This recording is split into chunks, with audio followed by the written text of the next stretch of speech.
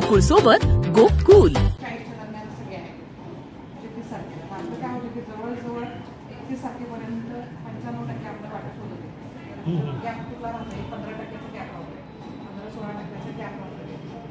किती ट्रान्झॅक्शन होत आहेत आणि उद्या किती होत आहेत ट्रान्झॅक्शन ते बघून समजा आपल्या नेहमीच्या ट्रान्झॅक्शनपेक्षा कमी राहणार। त्यामुळे हे रेशन कंपल्सरी प्रत्येकाला मिळालं पाहिजे ही आमची भूमिका घेऊन आम्ही आलो।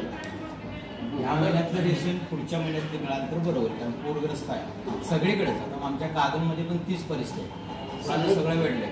त्याच्यामुळे जे सर्वे डाऊन प्रत्येक आता या पुरामुळे दुकानात जाता येत नाही, लोक बरीच बाहेर पडले नाही की दुकानदार काय म्हणतात आता गेल्या महिन्यात तुम्हाला मिळालं। त्यामुळे आता तुम्ही एकदम जलदगतीने ॲक्शन घेऊन प्रत्येक फलक लावून प्रत्येक दुकानातले रिपोर्ट्स मागवून घेण्याची तुम्ही हे करा।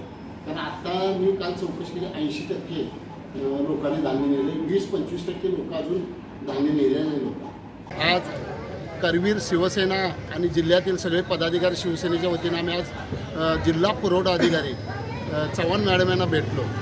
आज कोल्हापूर जिल्ह्यामध्ये पुराचं पाणी आल्यामुळे बरेच गावाचा संपर्क तुटलेला आहे आणि काही ठिकाणी ज्या महामार्गाला कामावरील लोक जातात त्या ठिकाणी पाणी आल्यामुळे लोकही कामाला जाऊ शकलेले नाहीत आणि गेल्या महिन्यातील जुलै महिन्यातील धान्य त्यांना मिळालेलं नाही। म्हणजे ज्या सर्व्हर डाऊनचा प्रॉब्लेम सांगत 15 तारखेपासून लोकांना धान्य मिळालेलं नाही। मग आमची एक मागणी होती की ऑगस्ट महिन्यामध्ये, जुलै महिन्यातलं संपूर्ण ऑगस्ट महिन्यामध्ये रेशन गोरगरिबांना मिळावं ही मागणी घेऊन आम्ही आज मॅडमकडे आलो होतो। मॅडमने सांगितलं की 100% आम्ही सुद्धा मंत्रालयाशी संपर्कात आहे आणि लोकांना ऑगस्ट महिन्यात लोकांना संपूर्ण धान्य मिळणार जुलै महिन्याचं हे असं आश्वासन आम्हाला दिलेलं आहे। वंचित कोण राहू नये ही भूमिका घेऊन आम्ही आज मॅडमकडे आलो होतो आणि त्यांनी आम्हाला आश्वासन दिलं की 100% लोकांना धान्य मिळणार।